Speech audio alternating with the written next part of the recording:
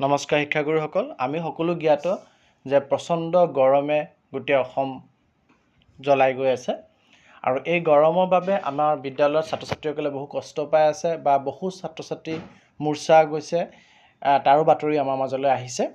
আৰু এই ক্ষেত্ৰত মৰিগাঁও জিলাৰ ফালৰ পৰা আজি 17/5/2024 তাৰিখে এটি আদেশ প্ৰকাশ পাইছে, যোনটো আদেশত কিছুমান মানিবলগীয়া নিৰ্দেশনা দিছে যাতে বিদ্যালয়সমূহৰ উৎকট গৰমৰ পৰা বিদ্যালয়ৰ ছাত্ৰ ছাত্ৰীসকলে কিছু পৰিমাণে সুস্থ থকাত সহায়ক হয়।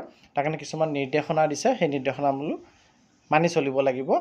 আদেশটি সমগ্ৰ শিক্ষা জিলা মিছন সমন্বয়ক বিদ্যালয়সমূহৰ পৰিদৰ্শক জিলা প্ৰাথমিক শিক্ষা বিষয়া অপূৰ্ব ঠাকুৰীয়া তেখেতৰ ফালৰ পৰা প্ৰকাশ পাইছে বা তেখেতৰ ফালৰ পৰা ইয়াক এই নিৰ্দেশনাটি দিয়া হৈছে।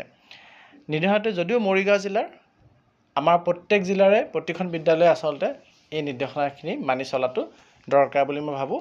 সেয়ে ভিডিঅ'টি শেষলৈকে চাই ভাল পালে লাইক এণ্ড শ্বেয়াৰ কৰিব আৰু ইনফৰমেশ্যনটো ইম্পৰ্টেণ্ট বুলি ভাবিলে শ্বেয়াৰ কৰি পেলাই চেনেলটি ছাবস্ক্ৰাইব কৰিব। ইয়াতে উল্লেখ কৰিছে, মহাশয়া উপৰোক্ত বিষয় সন্দৰ্ভত আপোনালোকক জনাব বিচাৰিছোঁ, বৰ্তমান সময়ৰ দিনবোৰত প্ৰবাহিত উৎকট গৰমৰ প্ৰতি লক্ষ্য ৰাখি লগতে কণ ছাত্ৰ ছাত্ৰীসকলে গৰমৰ বাবে পোৱা কষ্টৰ প্ৰতি লক্ষ্য ৰাখি মৰিগাঁও জিলা শিক্ষা বিভাগৰ তৰফৰ পৰা বিদ্যালয়সমূহৰ জ্ঞাতাৰ্থে তলত উল্লেখিত নিৰ্দেশনাসমূহ জাৰি কৰা হ'ল। 1 নম্বৰ দিছে, ৰাতিপুৱা বিদ্যালয়ৰ প্ৰাতঃসভা ছাঁ পৰি থকা ঠাইত অনুষ্ঠিত কৰিব। বিদ্যালয়সমূহত ছাত্ৰ ছাত্ৰীৰ বাবে পৰ্যাপ্ত পৰিমাণৰ পাংখাৰ অৰ্থাৎ ফেনৰ ব্যৱস্থা কৰিব। বিদ্যালয়সমূহত পৰ্যাপ্ত পৰিমাণৰ খোৱা পানী আৰু ছাত্ৰ ছাত্ৰীৰ হাত মুখ ধোৱাৰ বাবে পানী মজুত ৰখাৰ লগতে প্ৰস্ৰাৱগাৰ শৌচাগাৰসমূহতো পানী ৰখাটো নিশ্চিত কৰিবলৈ নিৰ্দেশ দিয়া হ'ল।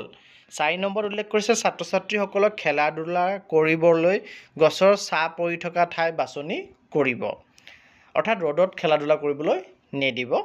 প্ৰবাহিত উৎকট গৰমৰ বাবে ছাত্ৰ ছাত্ৰীসকলৰ শৰীৰৰ পৰা বেছিকৈ ঘাম ওলায়। ইয়াৰ ফলত সৃষ্টি হ'ব পৰা যিকোনো সমস্যাৰ বাবে প্ৰয়োজনীয় প্ৰাথমিক চিকিৎসা সামগ্ৰী অৰ্থাৎ ফাৰ্ষ্ট এইডছসমূহ বিদ্যালয়ত মজুত ৰাখিব। এই ক্ষেত্ৰত এটা কথা মই লগাই দিছোঁ, আমাৰ ফাৰ্ষ্ট এইড বক্স প্ৰত্যেকখন বিদ্যালয়তে আছে, কিন্তু তাত যিখিনি দৰৱ ৰখা হয় সেই দৰৱখিনি এক্সপায়াৰ হৈ গৈছে নেকি, সেই কথাটোত আমি মাজে সময়ে চেক কৰিব লাগে।